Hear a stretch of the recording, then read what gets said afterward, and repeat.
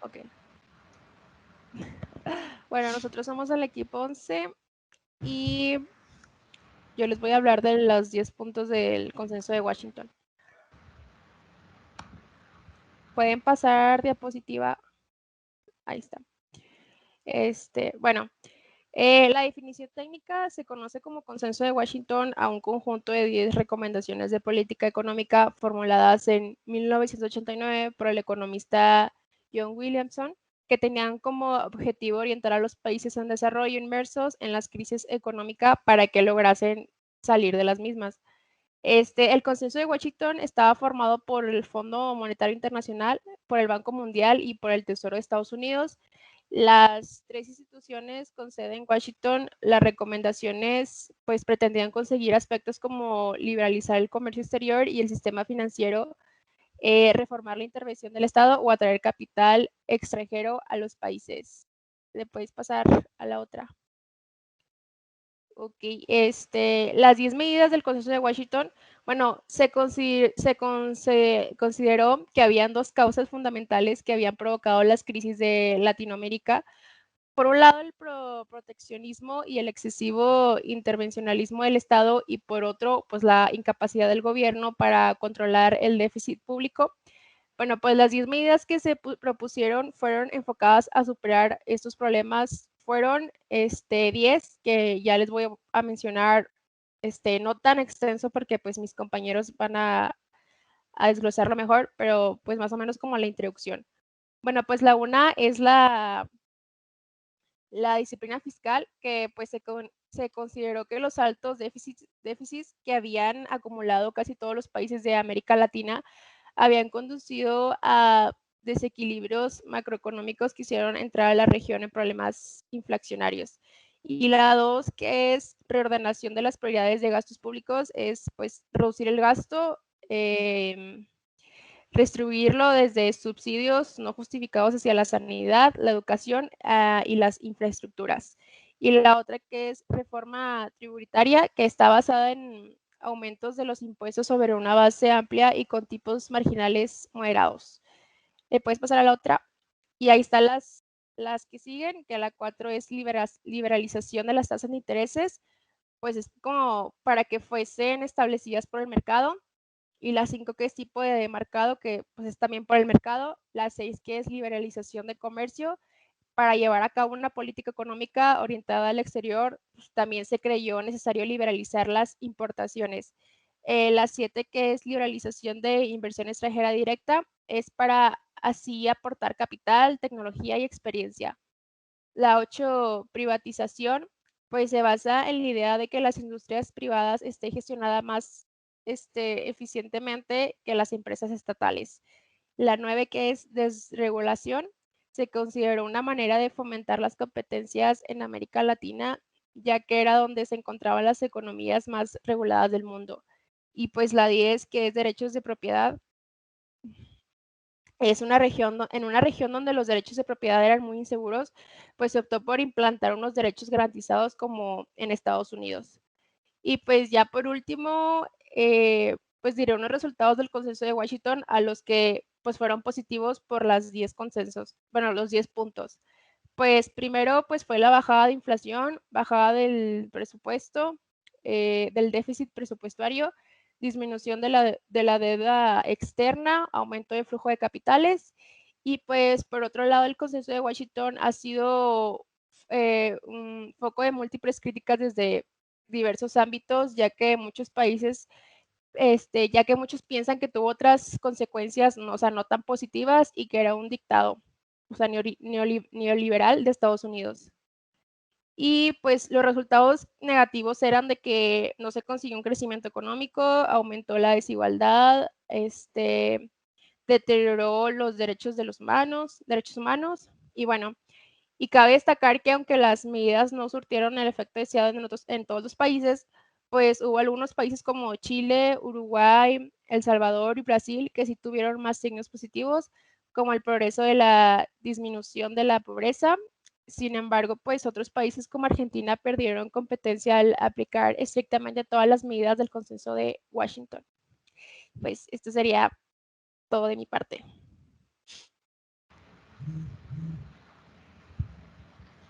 Bueno, buenas noches. Bueno, en voy a hablar acerca de la disciplina fiscal. ¿Puedes pasar la siguiente?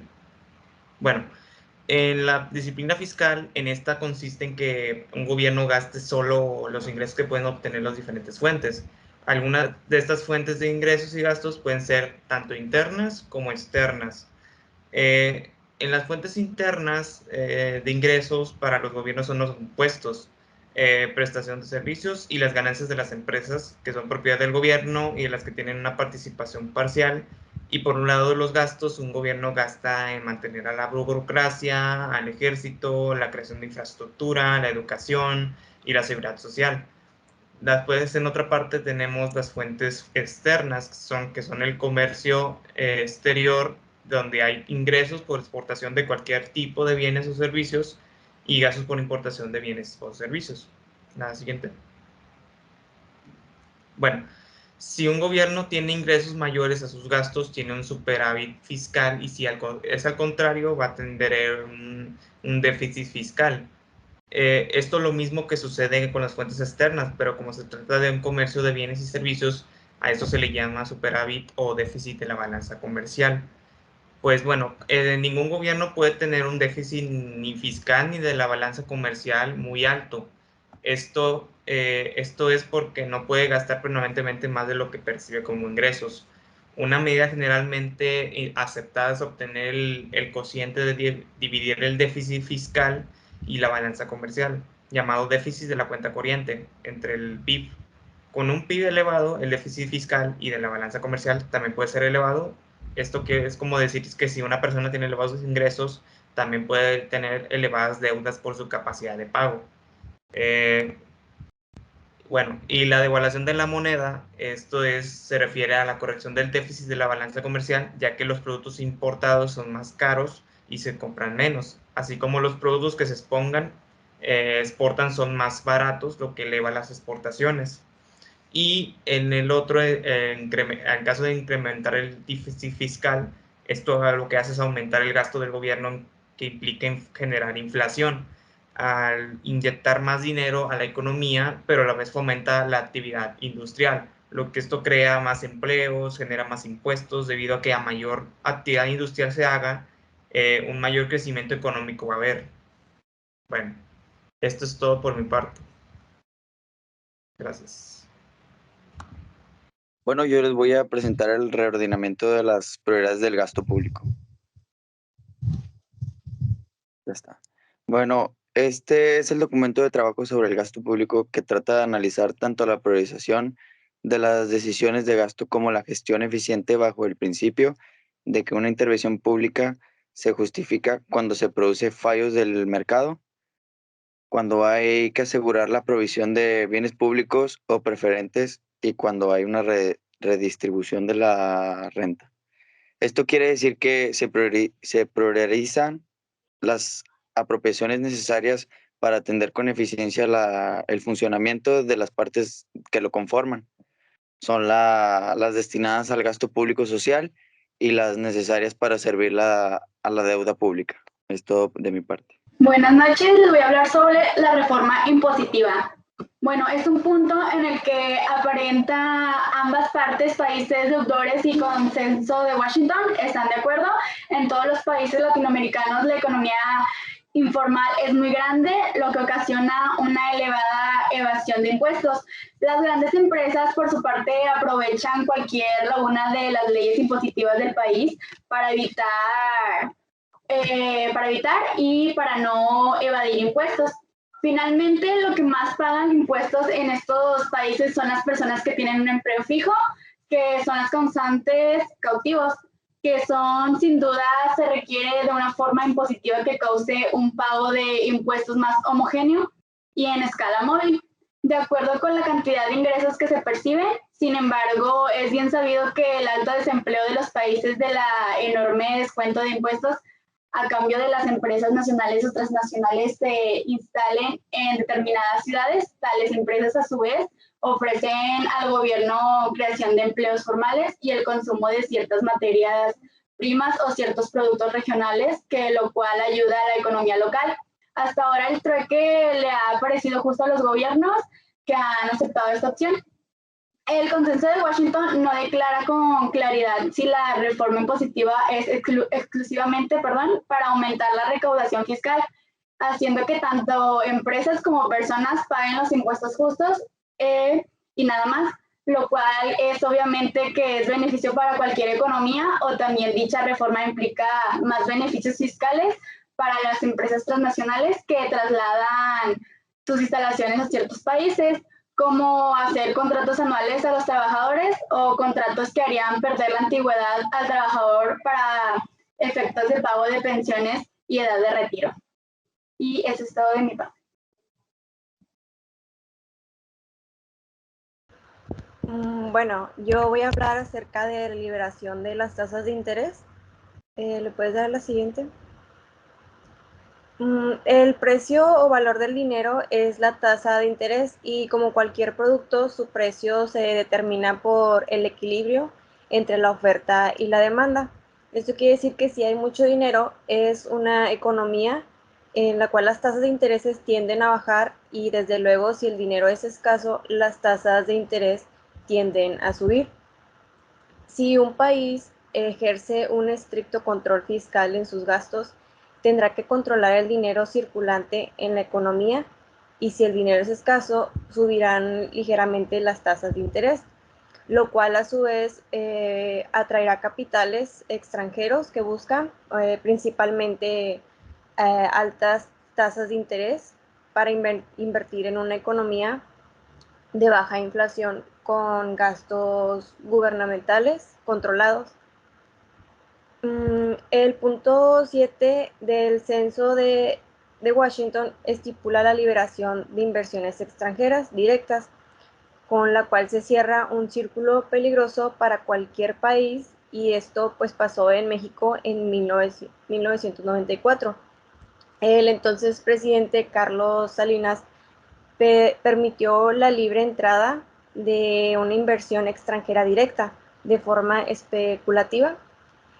También permitió que se acumulara un déficit de la cuenta corriente de 7% sobre el PIB, con lo cual se produjo inevitablemente la devaluación del 100 de la moneda.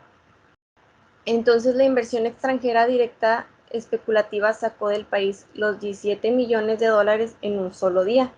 Esto quiere decir que dejó al país sin reservas monetarias y pues en la peor crisis económica de su historia. Cuando se dice de liberación de inversiones extranjeras directas, quiere decir entrada libre de capital extranjero directamente a inversiones especulativas de alto rendimiento y riesgo cero. Esto lo cual beneficia principalmente al capital internacional que anda en busca de la oportunidad de inversión sin importar el país donde se invierta. Y esto es todo de mi parte.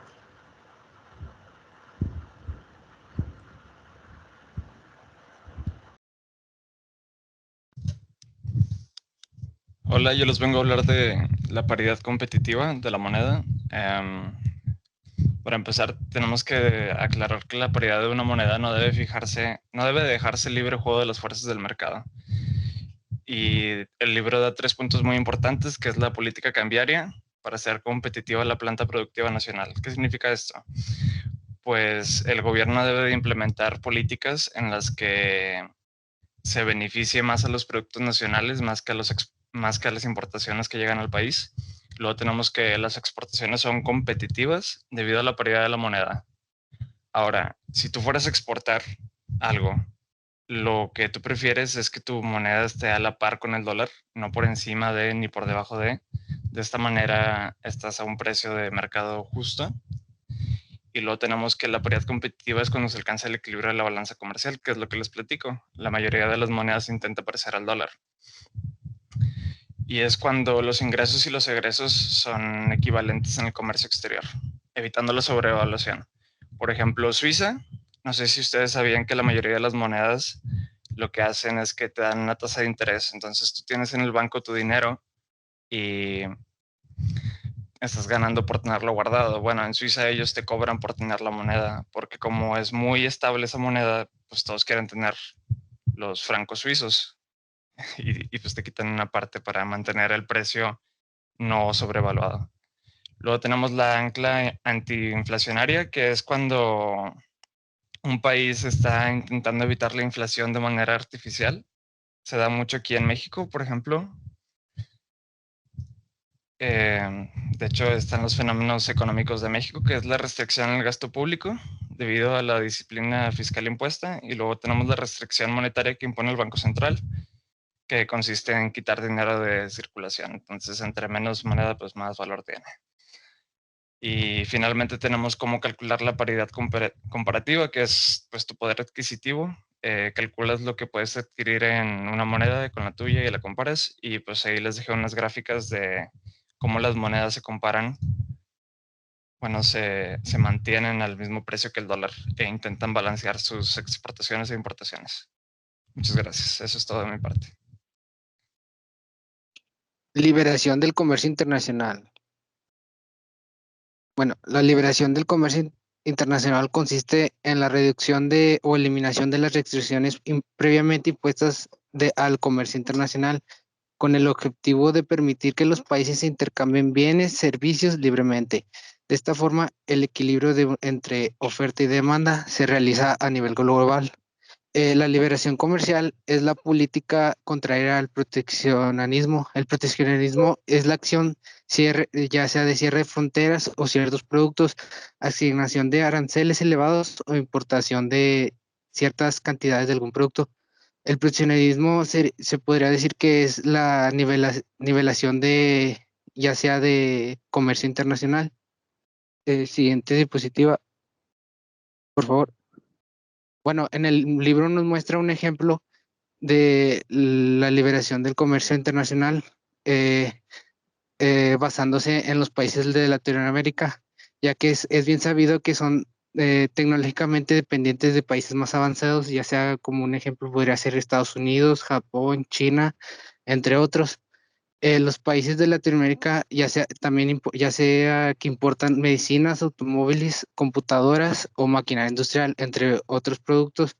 En ocasiones se puede pensar que porque hay una empresa transnacional que elabora determinado producto, esa empresa aporta al país en el que está radicando, pero casi siempre esas empresas lo que generan, ya sea regalías, la materia prima y todo lo que generan maquinaria y todo se regresa al país de donde provienen o así dañando a países menormente desarrollados, eh, contaminándoles, aunque les ayuda en generando empleos, entre otras cosas.